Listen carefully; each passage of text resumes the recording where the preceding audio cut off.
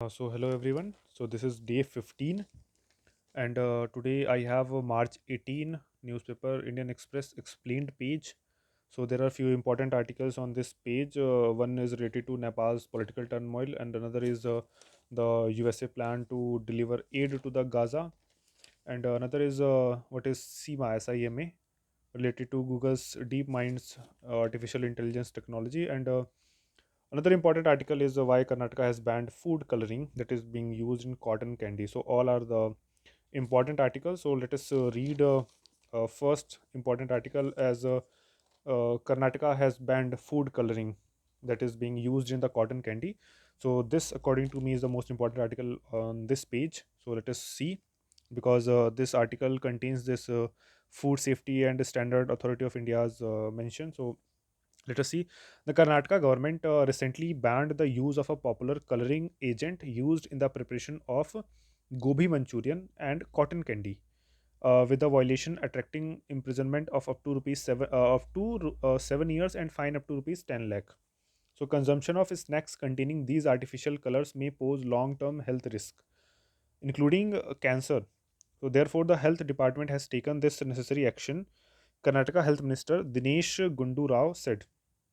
So artificial coloring was found in 107 of the 171 gobi Manchurian sample tested by the state government and in the 15 of the 25 cotton candy samples tested. Based on these findings, an order has been issued banning the use of prohibited artificial colors, including rhodamine B in gobi Manchurian and cotton candy. So, rhodamine B is important. So, what is rhodamine B? Rhodamine B is the coloring agent that the minister mentioned in is in any case not fit for human consumption. It is not one of the permitted food coloring agent under India's food safety regulation, which means it is already technically banned. So rhodamine B, which gives red and pink colors to clothes, paper, leather, plastic, etc., may lead to acute toxicity if ingested. Exposure to the chemical may also damage the eye and cause irritation in the respiratory tract. While the International Agency for Research on Cancer, the World Health Organization body that maintains a list of cancer causing agents, says it cannot be classified as carcinogenic to humans. Some studies have shown carcinogenic effects on rats. So, is rhodamine B frequently added to food products in India? Not frequently. A food safety officer told the Indian Express that use of rhodamine B is usually reported from small roadside vendors in small cities. This is because of a lack of understanding about dyes that are permissible in food items. Small vendors are not aware that this dye can be harmful, as effects might not always be felt immediately. They might just go to a shop and ask for red color, not knowing what is given to him. So the officer said the dye is usually illegally added to the preparation such as gobi Manchurian, potato wedges, butter chicken, pomegranate juice, cotton candy, and ice cream produced in small factories. Food items that have a bright red color. Okay, so this is related to this. So what colors are allowed by the Food Safety Act? So the Food Safety and Standards Authority of India, which is FSSAI, the country's apex food safety regulator, allows the use of very few natural and synthetic colors in food items. There is also a restriction on which color can be used in what type of foods. So rhodamine B is a common red dye. It is even used in holy colors. Okay, however, it is thought to be a carcinogenic, and its use is not permitted in food products. In fact, only about 10 colors are allowed to be used in foods, which is Saurav Arora, the founder of Food Safety Helpline, told the Indian Express. So these are some thing that are in news. So another important article that can be read, which is related to the Gaza aid plan that is being prepared by the USA. So the US solution to deal with the hunger in Gaza, as Israel continues to pummel the Palestinian enclave while blocking overland access to almost all aid, is to deliver supplies using a floating rock, dock, and pier. So, US Army ships have sailed from Virginia with equipment to build a floating pier on the Gaza coast to deliver humanitarian aid for the conclave. So, what is JLTOTS project? The project is built on a floating pier, the American solution to deal with the hunger and an impending famine in Gaza, as Israel continues to pummel the Palestinian enclave while blocking Okay, so this is officially known as logistics over the shore. Okay, so article is about this. Um, so I don't think this is too much important, but this is very important. What is SEMA? Google's DeepMind's new AI that can play video games. Okay, so this is important to understand this that Google's DeepMind is SEMA, SIMA. So that must be remembered for small examinations such as state PSCs. So I think the full article that can be read is amidst Nepal political turmoil, task for India. So this is more important. So Prachand must stabilize the economy, undertake reforms, crack down on corruption, and build infrastructure. India must step up cooperation in all these areas. So let us see this article. What this article is saying. So Nepal's Prime Minister Pushp Kumar Dahal Prachand won a vote of confidence in the 275-member lower house of parliament last week, securing the support of 157 of the 268 MPs who were present. The trust vote, the third won by Prachand in a little over a year, took place after the Prime Minister broke his party's alliance with the Nepali Congress led by Sher Bahadur Deuba and forged a new alliance with KP Sharma Oli's Communist Party of Nepal, which is Unified Marxist Leninist. Under Nepal's constitution, the Prime Minister must seek a vote of confidence after an ally withdraws support to the ruling coalition. Okay. The Nepali Congress with 89 MPs is the largest party in the parliament, followed by Oli's KP Sharma Oli's CPN UML, which is Unified Marxist Leninist, and Prachand Communist Party of Nepal, Marxist and Marxist Communist 30. Prachand 69, who which is his age, took oath for the third time on December 26, 2022. He had been prime minister earlier in 2008, 2009, and 2016-17, and won 268 votes in the floor test of January 10, 2023, after receiving support from almost all parties, including both the Nepali Congress and the Communist Party of Nepal, Unified Marxist Leninist. However, he had to seek a second vote on March 20, 2023, after CPN UML and the monarchist Rashtriya Prajatantra Party withdrew support over Prachand's backing for Ramchandra Paudel of the Nepali Congress to be president. Deuba supported Prachand in the second trust vote, and the Nepali Congress joined the government.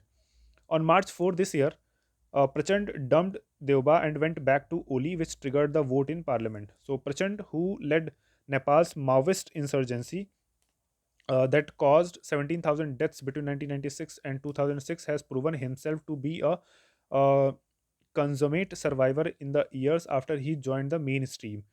Even though support for him in parliament has declined from 268 in January 2023 to 172 2 months later to 157, now with only 32 votes from his own party, he has clung onto power, demonstrating a political flexibility that provoked Deuba to denounce him as dhokebaj, which is betrayer.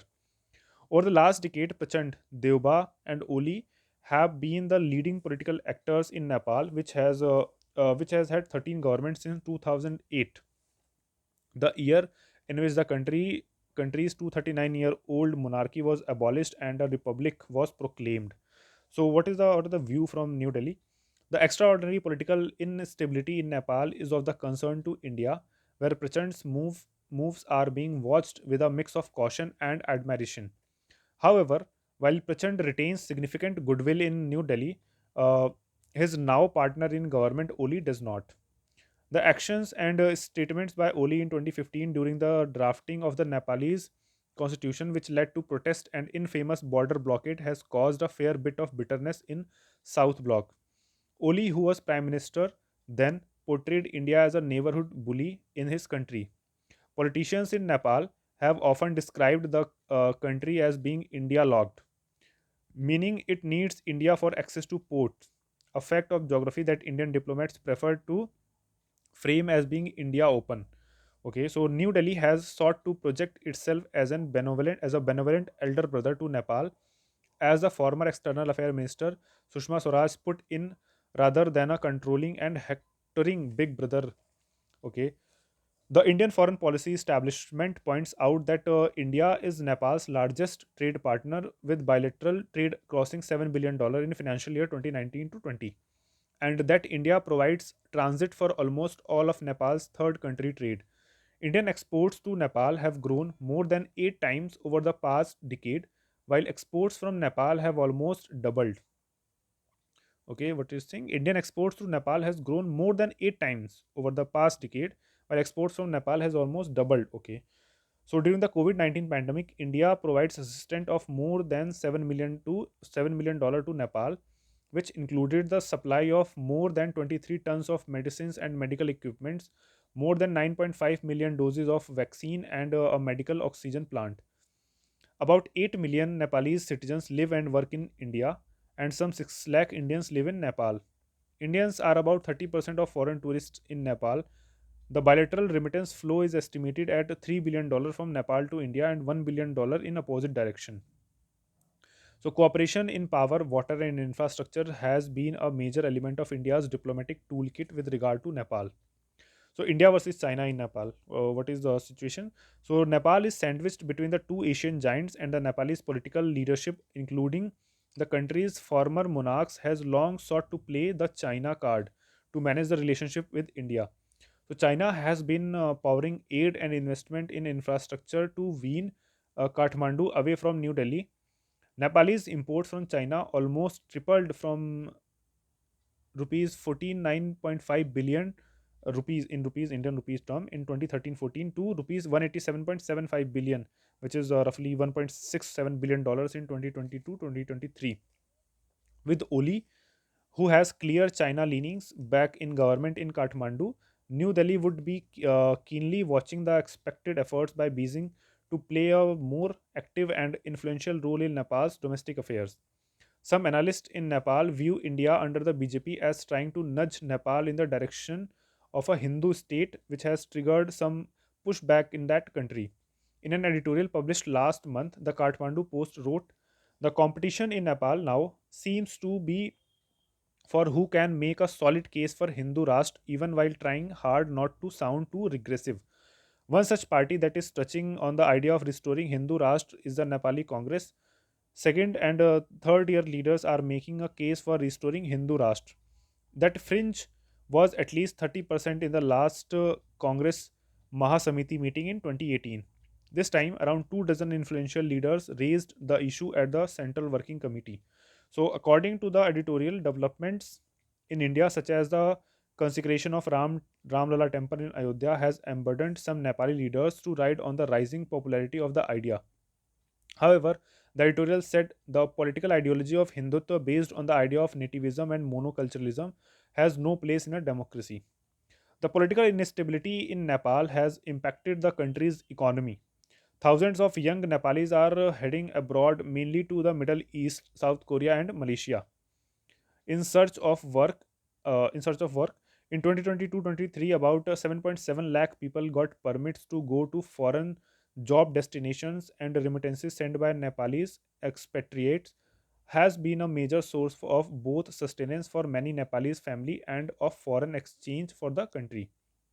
As he works with new partners in government, Prime Minister Prachand has his task cut out. He must stabilize Nepal's economy, undertake reforms, crack down on corruption, and build infrastructure in the country. India needs to step up cooperation with Nepal in all these areas, and India's development and economic aid must remain open. So, New Delhi's position on the politics and future of Nepal must remain nuanced and flexible, with the people of Nepal at its center. It must ensure that China or its proxies do not get an opportunity to ride on suspicion or prejudice against India. So, more than an elder brother, India should seek to be an equal partner for Nepal. So, this was important article from March 18. So, we will see March 19. So, very soon. So, till then,